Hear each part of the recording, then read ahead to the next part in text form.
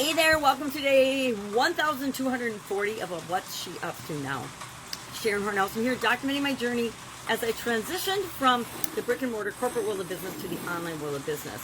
I spent 47, probably closer to 48 years now in different businesses, different industries, and over a quarter century of that was spent in corporate America, working for some really amazing corporations and companies, both big and what would be considered small. I guess anything under, well, I guess they wouldn't be considered small. They were hundreds of millions of dollars a year. And this was back in the early 2000s was when I left corporate America. So, been a while since I've been in corporate America, but I've worked with a lot of corporations and a lot of businesses as I ran and grew and supersized my own businesses. So, after my divorce in 2015, I got divorced.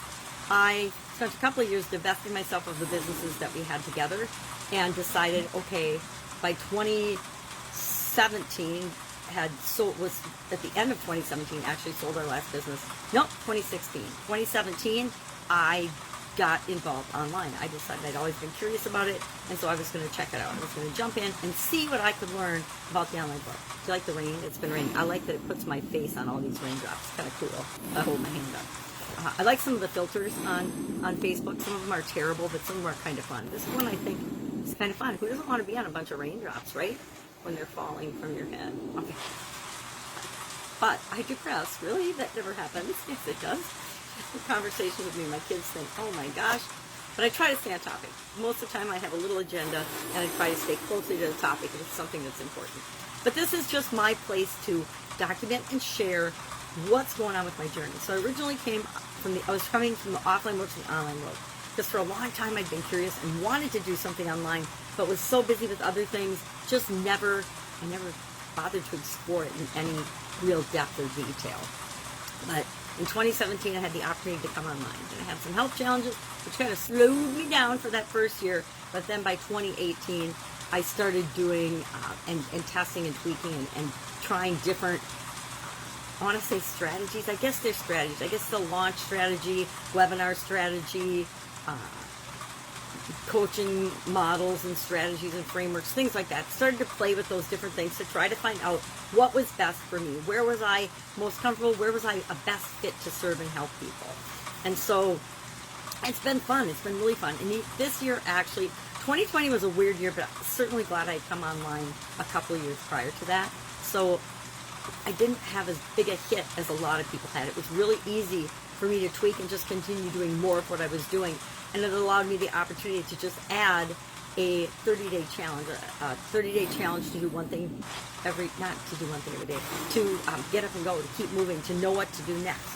And I haven't done it since April of this year. I did it in February and then again in April, and was going to do it in June, but I'm taking care of my granddaughters while their parents are in Alaska. So a 6-year-old and a 4-month-old are a handful, and even when I hold my hand up, they're still a handful. So they're amazing little human beings, the little angels, but a handful, and they impede with my ability to give 100.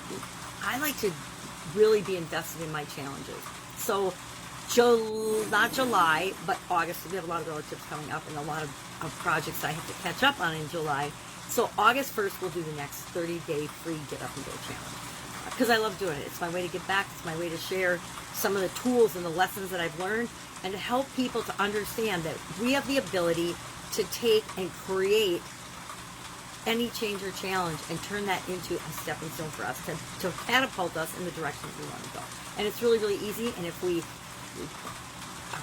learn the strategy or the framework, it's a simple soul framework for scrubbing stuff up and cleaning it up.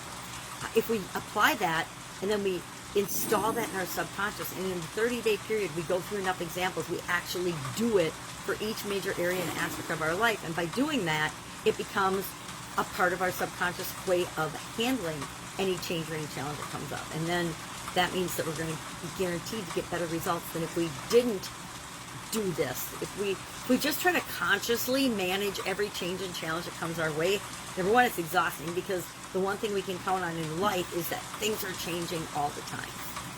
And for us to manage it, it's like thinking that we can manage all of our thoughts. Well, the average human being has 80,000 thoughts a day. I don't know about you, but managing 80,000 of anything on a conscious level is humanly impossible. So we have to have ways of taking things that are conscious, that we want to have a conscious control over, installing a process in our subconscious that automatically handles and deals with those things for us. It's like creating a habit. I create habits out of the things that I want to guarantee I'll get a certain result for in my life. Thus, the 365-day challenge. I guarantee that by the end of 2021, I will be a much more centered, much more focused person than at the beginning, than in January 1st, 2021. I guarantee by December 31st, 2021, automatically by doing one little thing every day, I will be a more centered, more focused, better understood, clearer communicator when it comes to sharing what it is that I need and want and desire and I'm trying to create in the world. Because I'm doing one little bitty thing every day that moves me automatically in that direction. Is it hard to do one thing every day that centers me?